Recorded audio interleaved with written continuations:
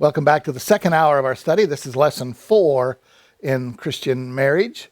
We're going to pick up with chapter 3, Respect as a Man's Deepest Value, and we're still in our aside, our little side trip in from love and respect into men are from Mars, women are from Venus.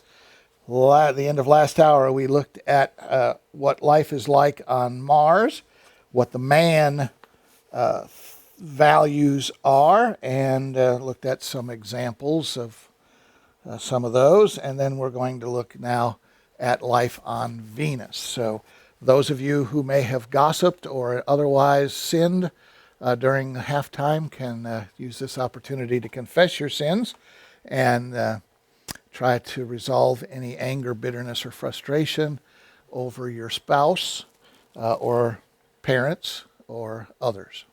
So let us pray.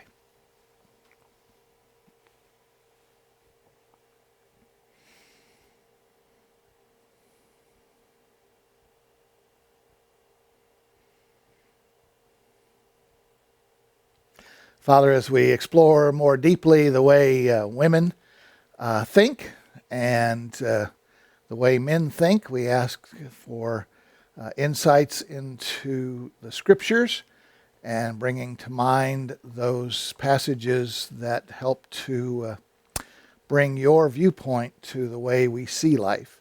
We thank you for this time of study. In Jesus' name, amen. All right, so remember the key thing for the man is that he wants to fix it, solve it, come to the bottom line conclusion. Okay? So now life on Venus. Venusians have different values. They value love, communication, beauty, and relationships. They spend a lot of time supporting, helping, and nurturing one another. Their sense of self is defined through their feelings and the quality of their relationships. They experience fulfillment through sharing and relating. Okay? These are all the key words. Their sense of self is defined through their feelings and their quality of their relationships. So therefore, that's why you, as a not so emotionally oriented person, have more of the blue glasses and hearing aids rather than because you're deficient in your feelings. Because you aren't that built that way, like, you know, because these are based on the prototypical man and the prototypical woman, and you know, there are variations in the continuum of each of those. Okay. They experience fulfillment through sharing and relating. How does the man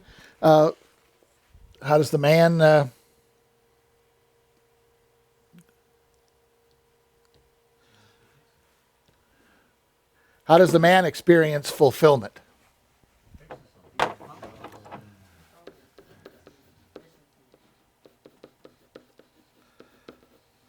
that the right way? 2 L's and 1 L? Okay, I did it backwards.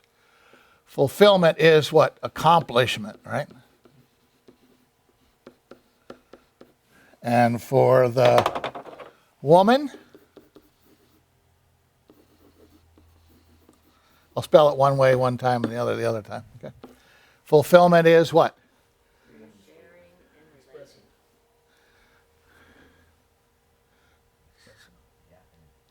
Sharing. Let's do sharing. Since the woman said it, we'll use it. Okay.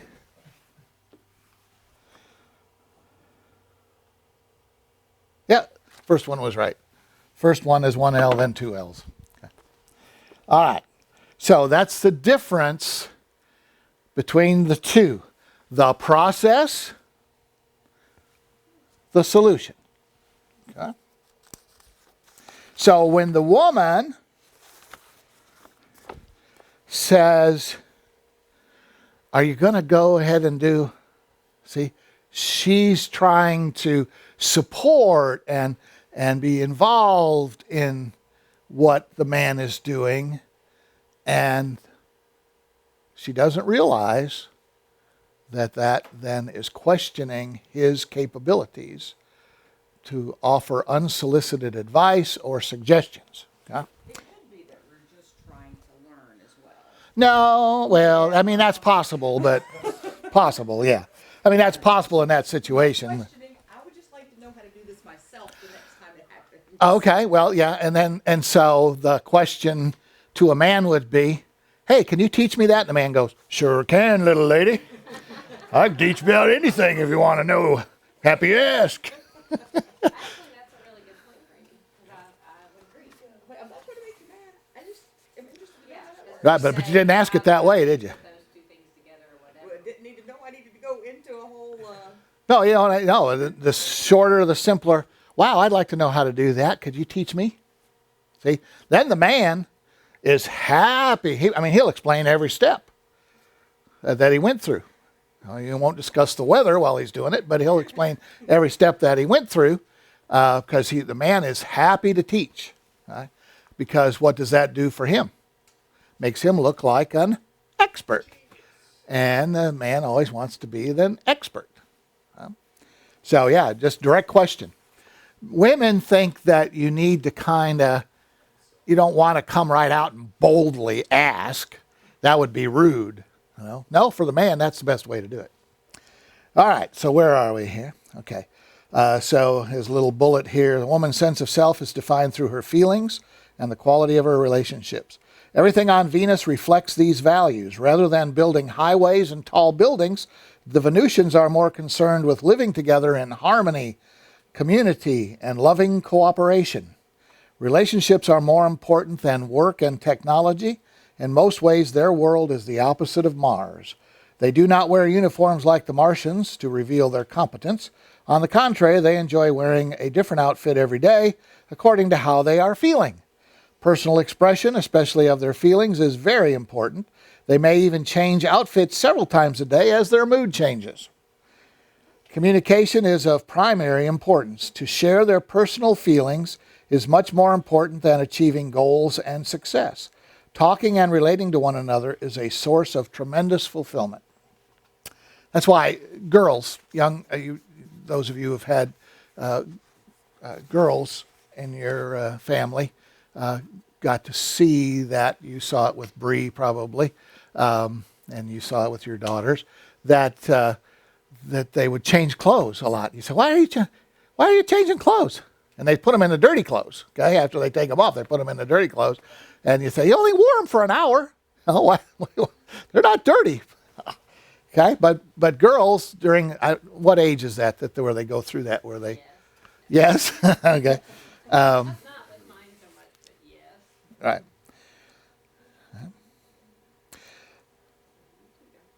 Talking and relating to one another is a source of tremendous fulfillment. This is hard for a man to comprehend. He can come close to understanding a woman's experience of sharing and relating by comparing it to the satisfaction he feels when he wins a race, achieves a goal, or solves a problem.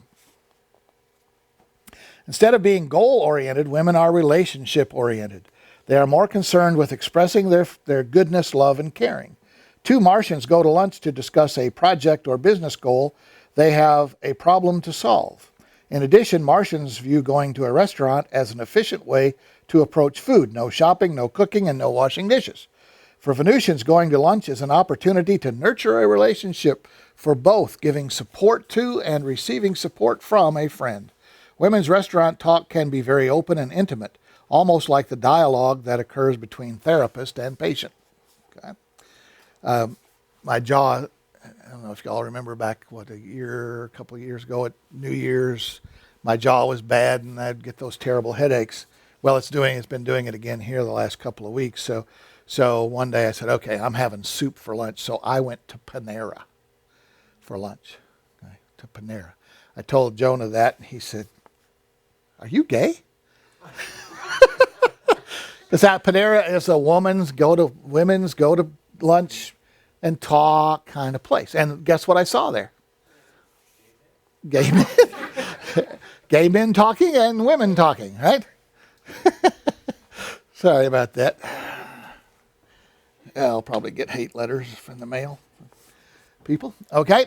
But there are certain things, certain places, certain circumstances that are more female relationship kind of related versus male accomplishment kind of places. And I didn't see any businessmen at Panera eating lunch together, going over things.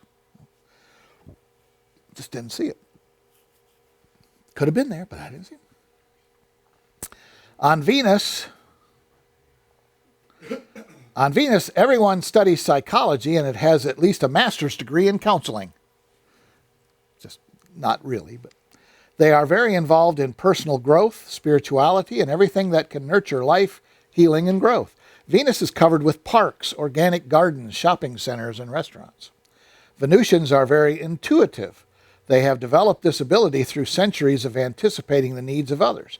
They pride themselves in being considerate of the needs and feelings of others. A sign of great love is to offer help and assistance to another Venusian without being asked. Okay? That's a positive for the woman. So when she's expressing love,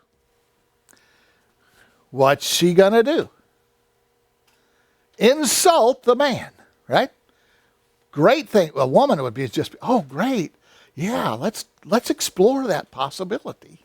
That's essentially what the two women would be doing. But for the man, that's, what do you think I am, an idiot? That I don't know how to do this? Oh. When did you ever milk a pig or slop a chicken? Huh? Yeah. Huh? But I mean, that's the idea that the man has, is that you've never done this. Why can you offer me advice on this? You know? Yeah. But Venusians are very intuitive, and they want to communicate. And the best way to communicate for a woman to a woman is offer advice and suggestions and those kind of things. But to the man, it's not an expression of respect.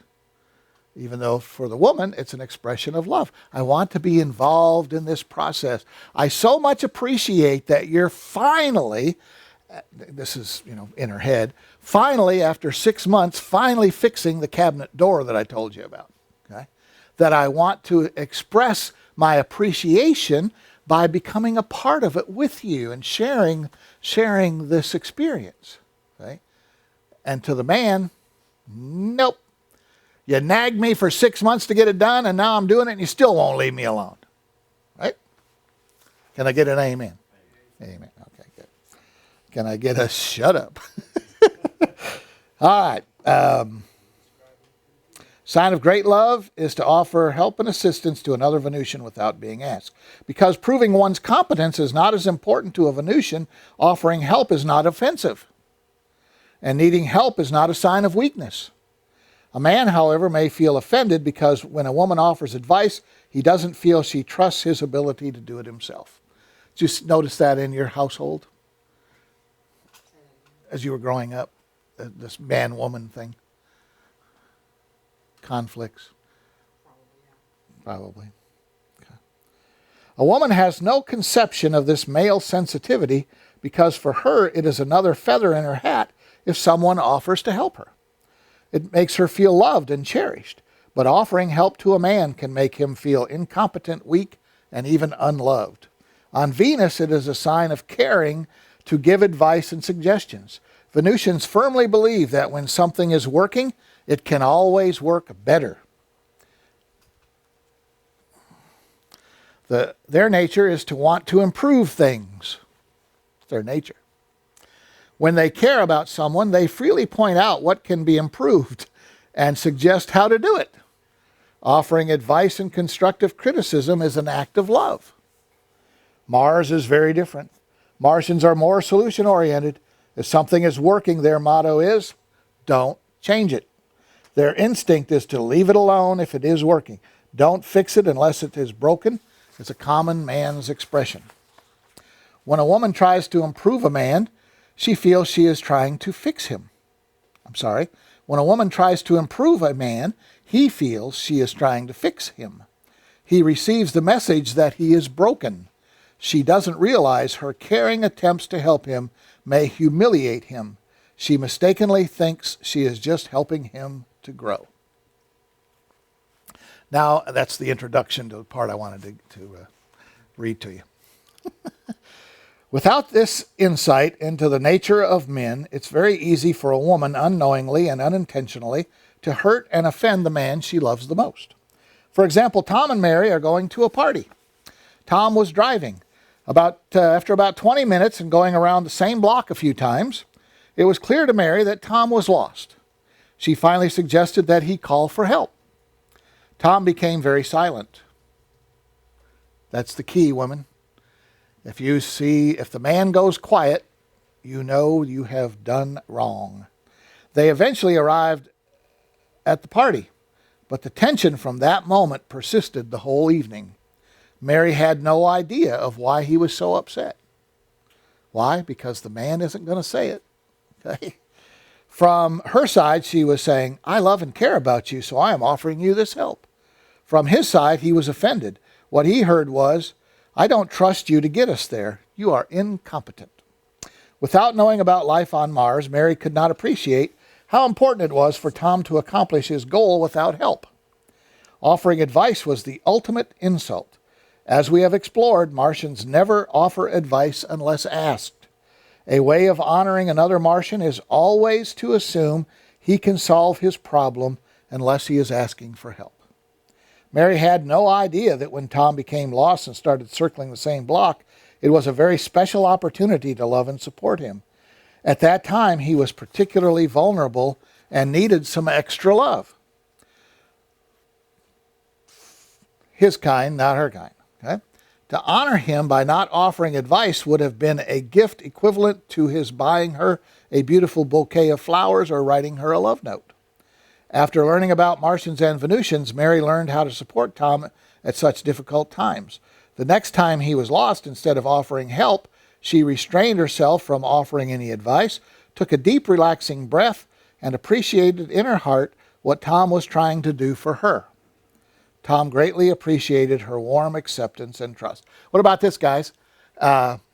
If she gave a reassuring, I know you can find it. I know you'll find a way. What would that do? So condescending. Condescending. Box, I know she's a good navigator, so this doesn't apply. I think she should have said, can you teach me how to get there? I'd really like to know how to get there. I don't have anything handy to throw at her. Perhaps somebody else does. I'm just using what we've been taught. I didn't teach you that. Sure you did. You just told it to read. Well, that's a little different situation there. When the man is lost, if the man doesn't know what he's doing, you can't ask him to teach. All right.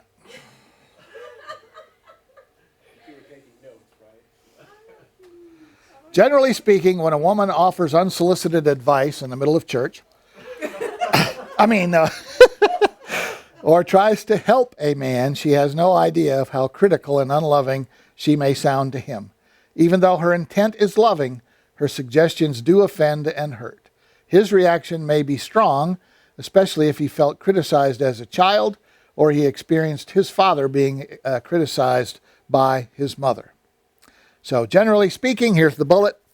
Generally speaking, when a woman offers unsolicited advice or tries to help a man, she has no idea of how critical and unloving she may sound to him.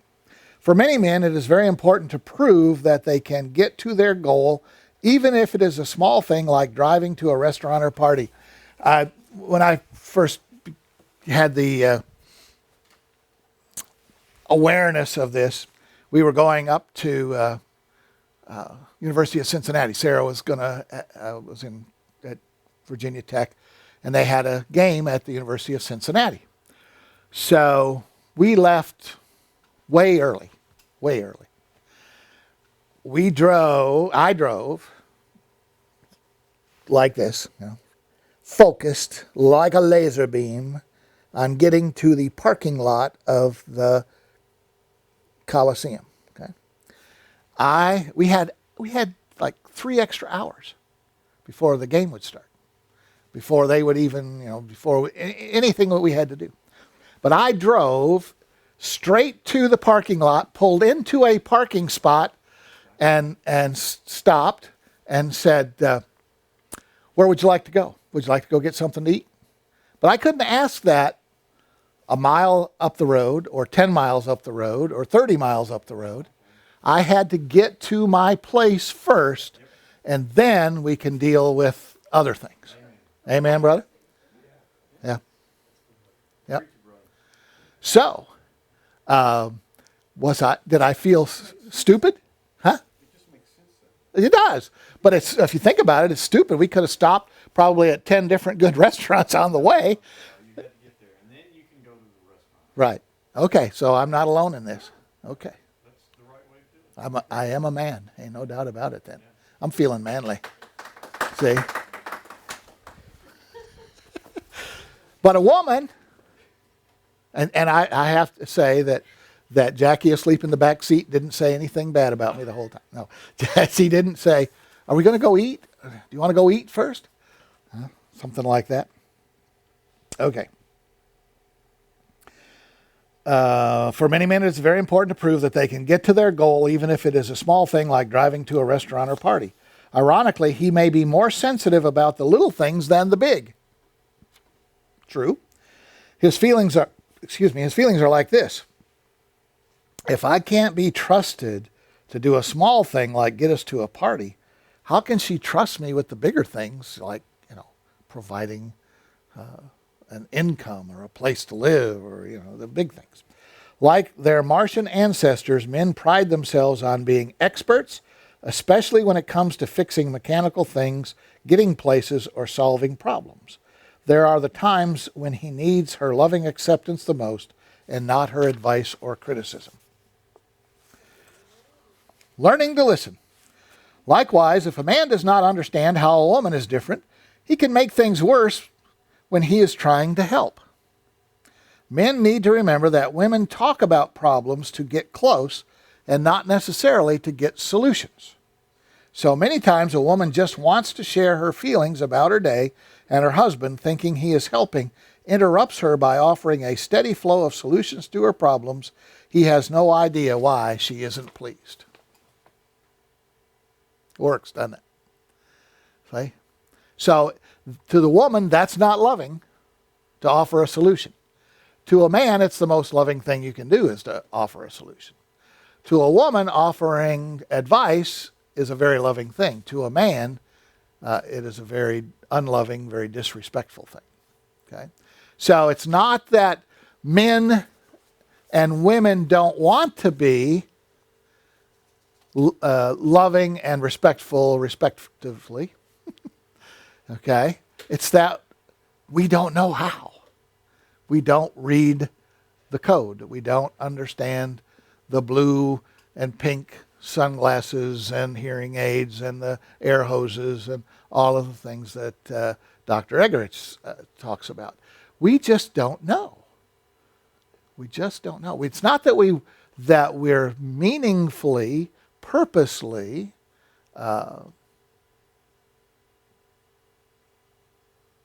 trying to get even or to make a point by being unloving or disrespectful. It's that we really don't know. So that's the change that we have to see when you see a man as a woman or as another man. You have to think in terms of he's effective, he's competent, he can handle it. Okay? Now, men will have this, and I probably did it to my son, in not knowing if he knew how to handle things.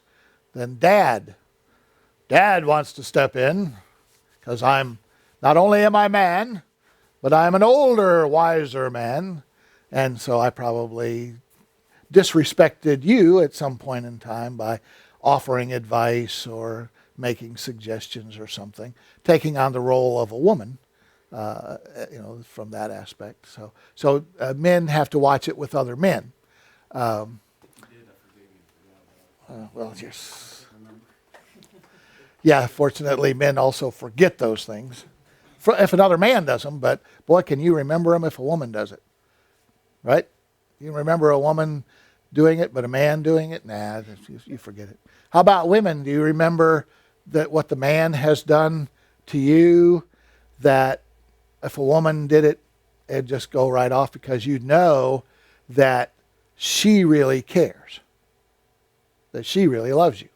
So you forgive it. I mean, you just, it's like a tiny bump in the road. Doesn't really mean anything. But if a man won't let you talk and interrupts and gives you a solution, then, oh boy, he doesn't love me. Go ahead, Tim. So, bottom line, Bottom line. solution, if this interaction is taking place in a more perfect world, what would it look like? Other than marriage, you mean? Other than that? What would it be, the woman, let's say the woman comes in from her very difficult day. The man allows her to express that, and without offering a solution right away, but is there at any time, does he try to say, well, solution here, here, and here, in order to contribute his part to it, or do we just shut up? Shut up and say, Let it mm-hmm, go? oh yeah. But in the perfect world, she keeps it to like 100 words or less. Okay. That was my next. In a perfect woman's world, the man would listen. Randy, stand up here. Come on, stay. The man would listen intently, like that, and then and he would nod his head, and then he'd come over and he'd go like that, and that's it. Not a word. Not a word. Don't think so? Oh, I was making a joke about me. Oh, okay. I mean, that would be good, right? I let her talk. I let her express everything she wanted to express, and then give her a hug, okay? Because that's all she wanted to do. That's her way of solving everything that went on that day, is to talk about it, okay? She don't want any answers. She just wants to talk about it. How we process it sometimes. Yeah, I mean that's the woman's processing way women process things is to talk it through, and once they've talked it through, they're like, okay, let's have dinner. Okay. They're fine with it now because they got to express. They couldn't express it all day at work or wherever they were, but now they're with their most trusted, loving companion, their husband. And he'll listen to me. That's what she thinks, because she thinks that he loves me, therefore he would be like this. Huh? And he's thinking, I love her, what can I fix? And so we men have to understand to let the woman communicate. Just like a man doesn't want a solution until he asks for it, doesn't want advice unless he asks for it. The woman doesn't want advice or a solution unless she asks for it. I mean, she may get all done with that, and she might say, and so I really didn't know what to do with Fred today. What do you think I could do to handle him?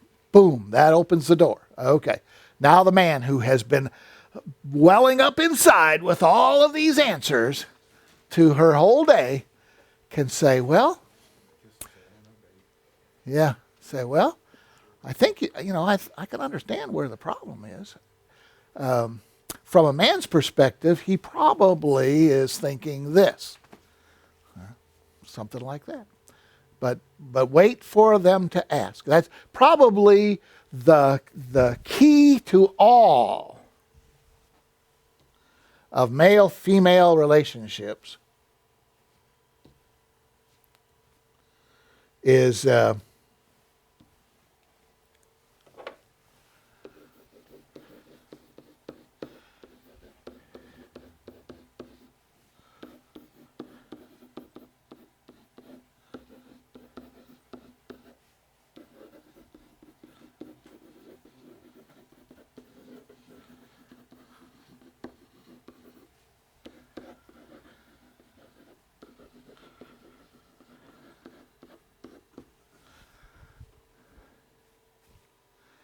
Both sides, men or women.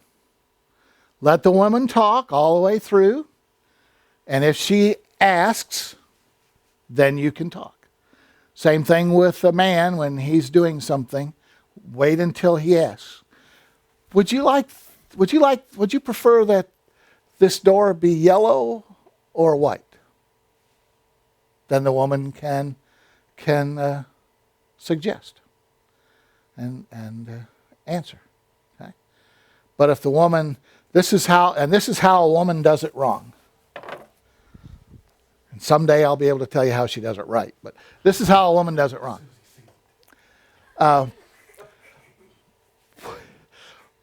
What color are you going to paint the door?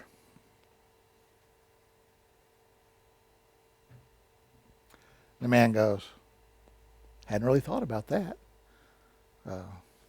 Whatever's in the garage, I guess I'll just find a paint can that's not all dried up, and I'll use that. Okay? Because that's man that's getting it done, right? Now there are artistic kind of people in the crowd, and so they would do, they would want to do it in the absolute right way. But for the man,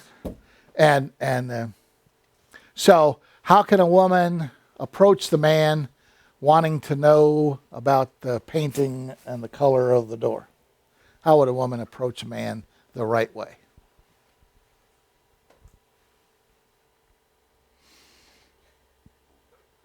Is there a right way?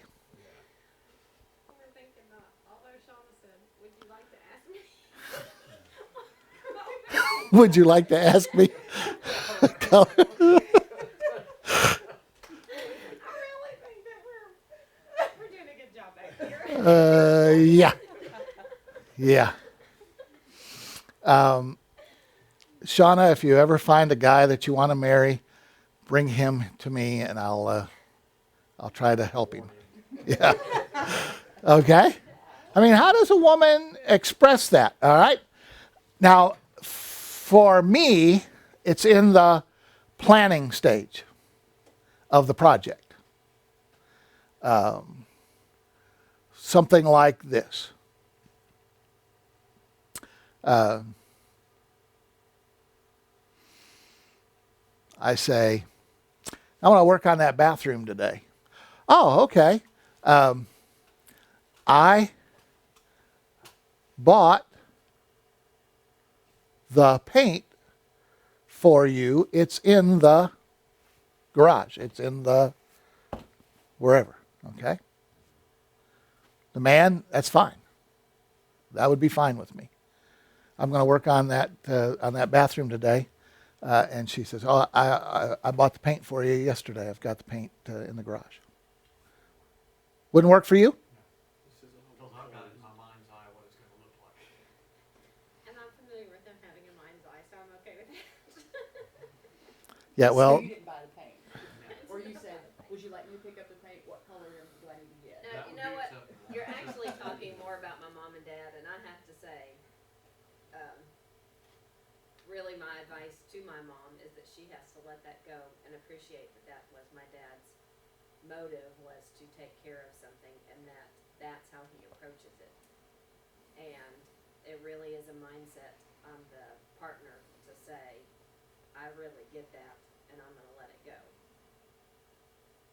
all right. Really kind of let the man choose his color. Okay. See, now, that couldn't happen in our household because my wife knows about colors. As a matter of fact, just the other day, she said, well, when we were getting something, I forget what it was, she said, oh, I've got to paint that, whatever it is. She said, that pink is so awful. I didn't realize how awful it was. And I, huh? Had you painted it? No, she had. And before she painted it, I said, she said, I'm going to paint and I said, okay, there are only two colors that I really don't like. Pink and beige. So this is when we bought the office and we were decorating the office. I said, the only two colors I don't like, pink and beige. So the first room I walk into that she's painting, guess what color she's painting it? No pink. Okay. The second room I walk into, guess what color? Beige. Right. Okay. All right. All right. And so I said, did I say that wrong? Did you think that the two colors that I like the most are pink and beige?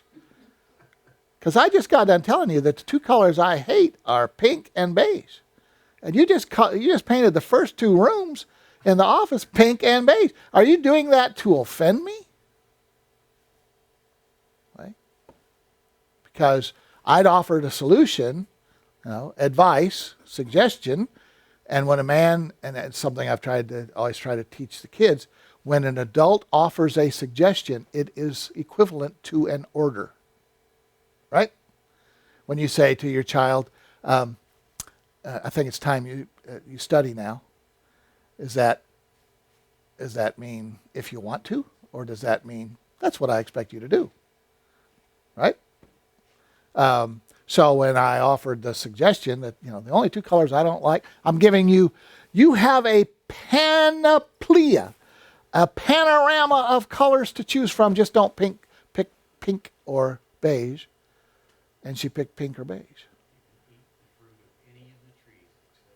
Right. The problem is they no longer call them pink and beige. It's salmon and Yeah. something else. Yeah. So it wouldn't work for you. It would work for me fine if I said I want to work on that bathroom today, and Jackie said, okay, I'll run to the store and get the paint for you. See, that's a solution-oriented thing. I haven't said anything about it, and in our relationship, she gets to pick colors except pink and beige. Because you could also validate their work and say, I know you're working really hard on that. Would you have a moment for us to talk Condescending. about the? Condescending. Well, because the practical part is Nah. the color does have to change. That wouldn't work. I appreciate you really working hard on that, and but I want to tell you what to do. That's the way that would come Because across. in some ways, shame on them if they would be argumentative about you actually having a talk about the color. Shame on who? The guy. Yeah, I mean, why would talking about the color be offensive to the completed task? Oh, it wouldn't be if it's brought up in the right way. Well, that's what I'm trying to ask. How would you say that? When would be a good time to talk about the color? That's wrong too. Did you see the men look at the hair on their arm stand up when he said that? No. So, the guy has to come to you and say, Dookie, what color do you want to paint? You can choose any color as long as it's gray. Yeah. That's my color. Right. Well, so far, none of those, none of the above. The best way for Jackie and I would be when I said, I'm going to get started on that bathroom today, and she'd say, do you want me to go get you the paint? You want me to run to town to get the paint? Because to me, that's fine. That's helping me. It's working towards a solution, a final completion. I thought we're not supposed to offer help unless asked. Well, that's different than There's too many Come on, rules Ray. here. advice. I'm not getting married. No, not help, not offer help, but advice. Oh. Okay. To me, it would be perfectly acceptable if I said I want to work on that bathroom today for my wife to say, "Okay, great. Do you need any help?" Yeah. See, that's fine. But to say, "Okay, I'll help you with the paint," would be wrong. Okay? To say, "Okay, I want to paint it," would be wrong.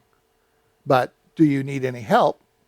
But see, it has to be for men, it has to be at the onset of the thing as opposed to once you're into it. Because once you're into it, the man's already focused. He's getting to the parking lot, pulling in the parking lot, and then, so at the beginning, I'm going to work on that garage, on that bathroom today. Okay, do you need me to go to town and get you anything? Do I need to get the paint? Do you need anything? Okay, that's a solution oriented. It's not a I want you to do it this way kind of a advice or suggestion or offer. Okay, acceptable. Yeah. Yeah, but unacceptable would be. I'm going to work on that bathroom today. Unacceptable would be, what color are you going to paint it? Unacceptable. See how just a little nuance? I've been working with Jonah on inflections. You know, like the one we use is, I'm not that stupid, or I'm not that stupid. Okay? That the way you say things can, just your inflection, can make a difference in how it's perceived. So offering to help, general, a step that needs to be done, good. Offering to do it for me, no. Offering to tell me what to do, no. So it's a fine line. Women, it's hard to be a woman dealing with a man, because here's my motto. I don't know if you all have ever heard my motto. I say it quite often in the office. What is it? Fathers, wait until they ask before opening your mouth.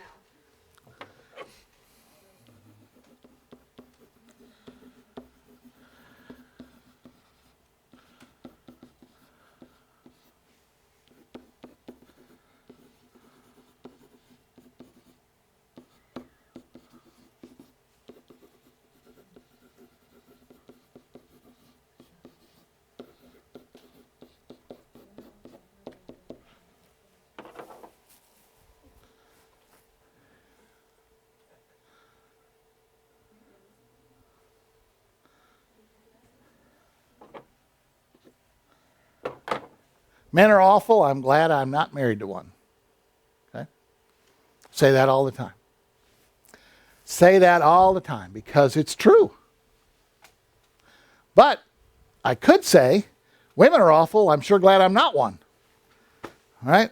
Because it's difficult to have relationships when we think so differently. You would think that there would have been a manual, an instruction manual. She would have suggested you did. Yeah. Yep. What are these parts left over for? Yep. True. Men are awful. I'm sure glad I'm not married to one. So it's difficult, but I think that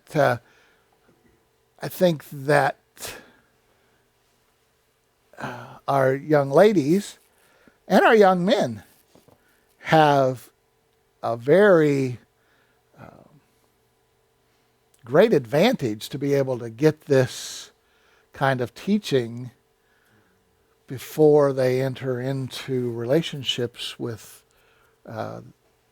potential mates. Because I can tell you, if a woman treats her man with these things in mind, that man will do anything for her. And if a man treats a woman with these things in mind, the woman will adore that man.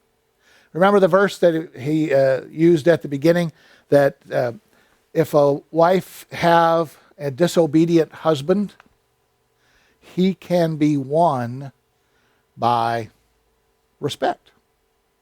Okay? It's a big problem for men and women both.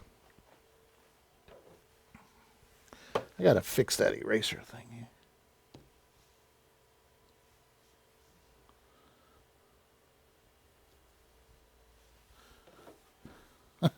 Doesn't fix it for some reason.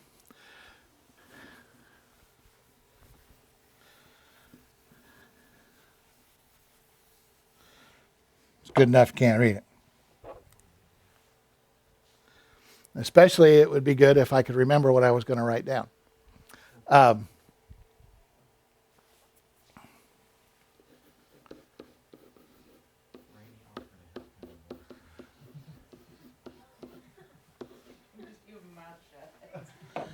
Okay. That passage teaches us who's first. Who's first? The disobedient husband can be won by the woman showing respect. Remember the example? Did you hear the example, or was it when I was preparing and I was listening to it? The husband that was the hunter, and she, the wife said to him, "Honey, I was having a hard time sleeping last night, and I was laying there, and I started thinking about all the things that you do and how much I respect you for it." And she said, nothing happened. She said, I could feel a lightening of the mood. And she said, and 2 days later, he came home. He was a hunting guide. And he had been out in the duck blind with these guys that he was teaching, taking hunting and stuff. And he came home and he said to her, and she said, this is not the way my husband ever has talked.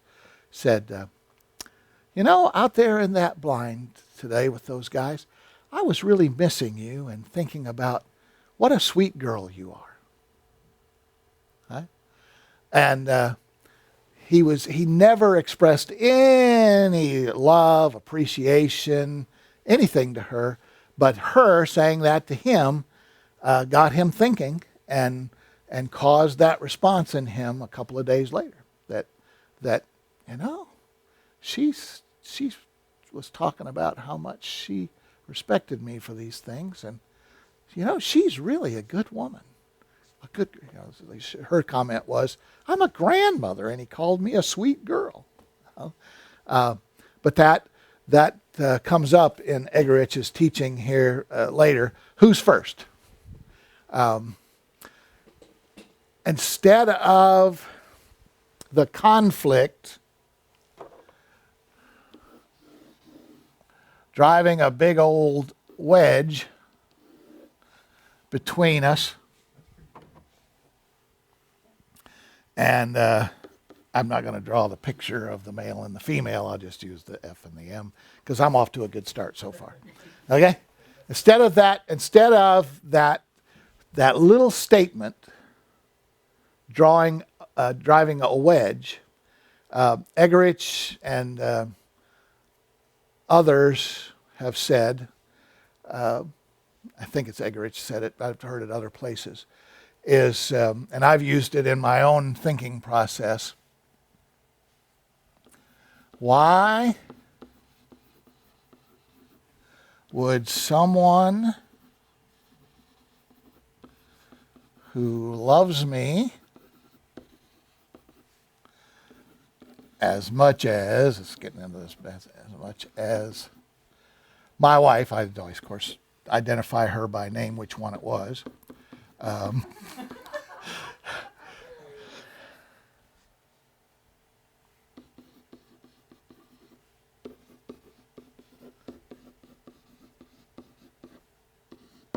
So this is a question to think about.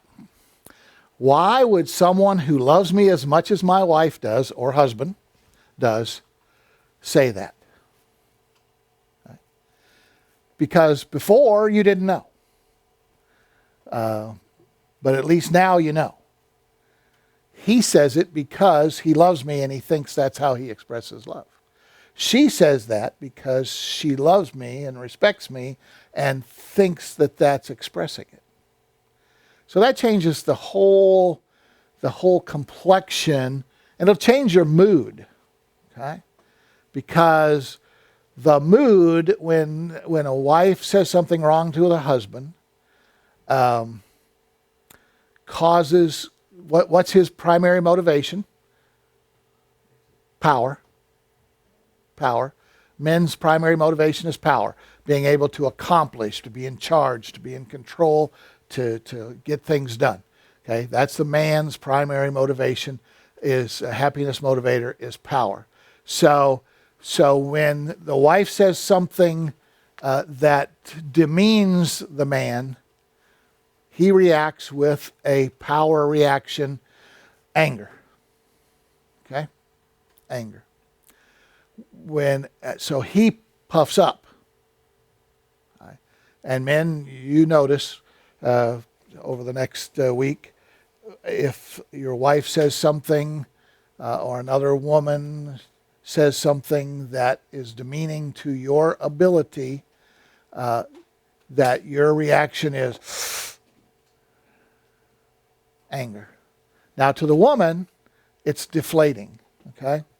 When the man says the wrong thing, hers is, I'm hurt. Okay? So if you'll ask this question immediately, why would my wife, who loves me so much, say that? Okay, she thinks that that's expressing love. So how can I, or expressing respect, how can I respond so that I don't drive that wedge deeper, but I pull that wedge out? Okay. That's your homework assignment. Women, same thing. When a man says something, doesn't listen to you, doesn't let you express yourself, work, home, wherever, then you want to say, why would someone who loves me and appreciates me at work say that? And begin to start putting these things into play. Okay. Now the immediate answer that comes to me is because she's a witch and she's trying to change me into being just like her. No, not true at all. Not true at all. Okay, well, we didn't get very far in Egerich, but we got a few pages in John Gray. We didn't get to any of the other ones yet, but we'll get to them because we've got weeks and months to do this before we get divorced. All right, let us pray. Father, we're grateful for the time together. We're grateful that you have made us male and female, that you took the female out of the male so that we are part of each other, so that we can relate to each other, and we, as we study how to relate to each other, ask for your insights so that we might understand each other, and that good marriages will become great marriages. Great marriages will become a testimony to those around us of your love for us and the difference you make in our lives. And that bad marriages will become good marriages. We thank you for all of it. In Jesus'